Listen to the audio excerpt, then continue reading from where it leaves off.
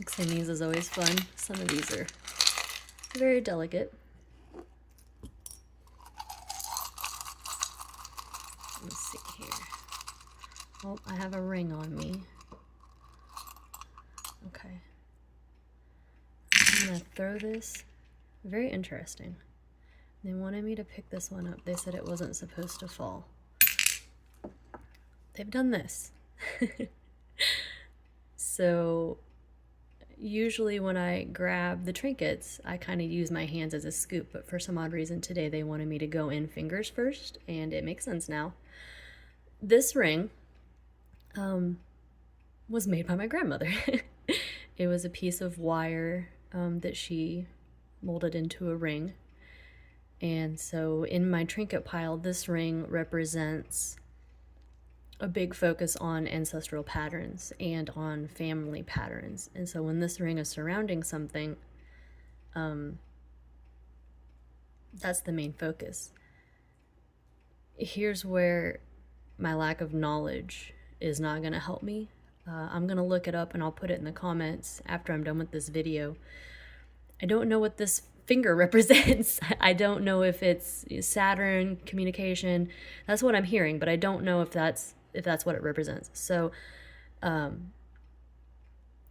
I'll look that up after and I'll put it in the comments to kind of just circle that back around. They told me I have to keep the ring on during the reading. So, here we go.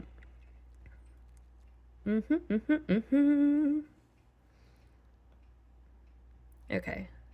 So they wanted me to point out the protection right here.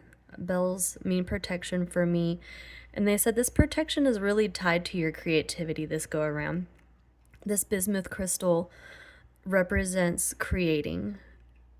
So they said this is twofold too. They said that this is creating something that makes your soul sing, but it's also creating something that boosts your feeling about your physicality.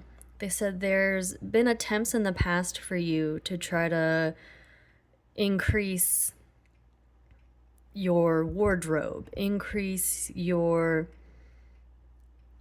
wearing makeup, exercising, doing these things that make you feel better about your body. They said it always falls off because you start to feel good and then you kind of just let it go away. You go back to, oh, I'll take a break, and then it just kind of just falls away. They said try to get on something small that you're not going to give up on. They recommended, if you wear boring socks, if you go and you buy white socks, they said even something as simple as buying some cute little colorful socks. They said it might not be something that you're sharing with everybody, but they said, but at this point you're doing this for you. You're not doing this for other people. So they said, go get yourself some cute socks. Go get yourself underwear that fit the way that they said that. Underwear that fit. They said your underwear are too big or too small. They said get you some that fit you. And they said also look at different patterns too. They said a lot of you kind of stick with the underwear that your parents bought you because that's all you've known. But they said they literally used the word myriad. There's a myriad of different types of underwear out there. There's boxers, there's high rise, there's bikini, there's thong. There's all of these different kinds of undergarments that are going to make you feel dramatically better about yourself. And they said for you, they said for this collective, it's actually going to benefit you more because other people are not aware of it. So it's kind of like having this secret for yourself increases the effect that it has. So they said, go do that. Go get some things. Here we've got, so this is a garden stone, garden quartz. And I usually take this one pretty literally, but at this point, it's talking about growing yourself, not growing herbs or anything like that. And they said you can do this by traveling more. They said a lot of times we stop ourselves from traveling because we think, oh, I can't afford to go to Paris, so I'm just not going to go to Paris. I can't afford to go on a cruise, so I'm not going to go on a cruise. And they said, we know that existing there is hard, and we know that finding the money and the time, especially for those of you who are, in a less privileged part of the world, it is difficult. It's difficult. So they said, lower your expectations. They said, go to a different town. They said, just, it doesn't cost that much to drive to a town you've never been to. They say, go to museums. They're free on certain days. They said, even just getting out of your house more, doing community things. They said going to the farmer's market in the morning, even if you don't intend to buy anything, just going out and doing something different at this point is going to benefit you. And they said tenfold if you're doing the things that we told you as far as increasing your wardrobe. They said a lot of this is going to build some base layer confidence is the phrase that they used. Building this base layer confidence is going to make the way for you to build fluid confidence is the word that they used. And they said when you build that base, all of a sudden you're a lot more apt to try things that might not work out. You're things that might fail, things that might not turn out as pretty as you've hoped. But they said because you have that base layer of confidence, those things are not going to affect you. And where maybe once before you would have given up because something didn't pan out, now all of a sudden there's like a tenacity behind it. There's a tenaciousness that you want to succeed. You want to try again. You want to fail. They said that desire to fail is going to be a really big indicator. When you have that first time when you do something wrong, you're like, man, I'm going to try it again, even if it doesn't work out. They said that's going to be the moment you're going to be like, oh, I'm doing it. I'm doing the thing. They wanted to point out this guitar here, and it's mixed with the relaxation stone here and the bonding stone. They said a lot of you bond with others through music, sharing songs, singing together, playing in a band. And they said there's a lot of you who would benefit from these things. They said they're encouraging you to start finding groups that also feel the same way. And they said it could even start small with getting a teacher, getting somebody who can teach you to play guitar, getting a vocal coach, someone who can give you some tips on how to really amplify your ability to sing to your full potential.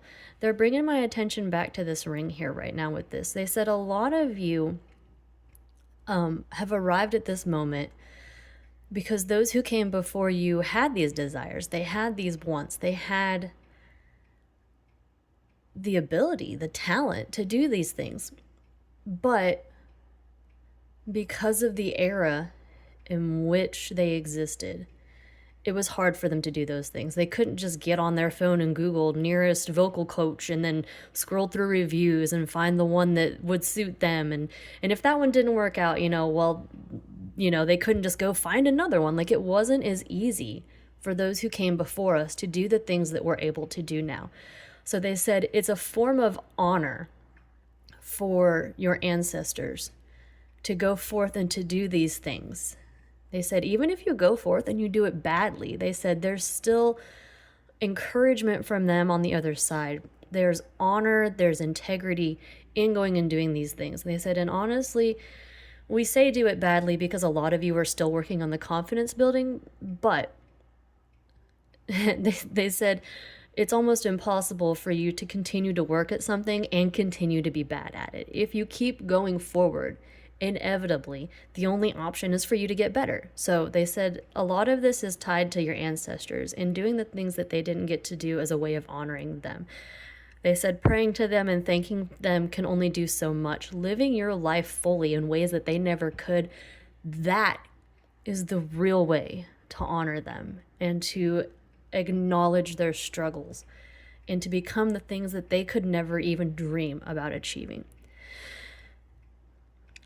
Your angels wanted to note with this one right here that they are with you through this. There is never a moment where they're not with you. There's never a moment where they're going to let you suffer needlessly. They're always surrounding you. They're always protecting you. And they said not only are your guides, your angels there with you, but so are the ancestors. So are these people who lived their life and have the knowledge of how Earth is. They said there's a lot of guides who have never come Earthside, so there's an inability for them to understand earthly struggles. They said that's why the ancestors are so important. It's almost like this team who can work together with different layers of understanding to ensure success and ensure growth and ensure becoming. They said I could take this off now and put it in here in the middle because they want me to go ahead and pull a card for you here. Oh, okay. So they're wanting me to pull from the... Interesting. They wanted me to pull from my life purpose deck here, and we got the environmentalist card. They said now we did touch base on the gardening crystal and how it didn't necessarily mean growth. They said, but there are some of you who would benefit greatly from planting flowers or going to the store and getting like a bouquet on Friday and, cutting them up and arranging them in a vase and just having something beautiful that you maybe didn't grow because maybe you lack the ability. Maybe you live in an apartment that doesn't have a balcony and you physically can't grow flowers in that way. But if you buy the bouquet and you come home and you trim up the ends and you find a pretty vase and you arrange them all together, that's a way of bonding with nature and having that in your space and being a part of that.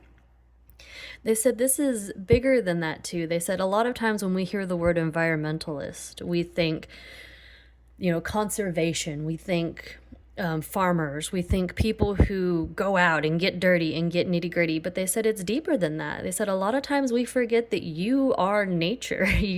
It's not just the plants and the birds and the earth, you are those things as well.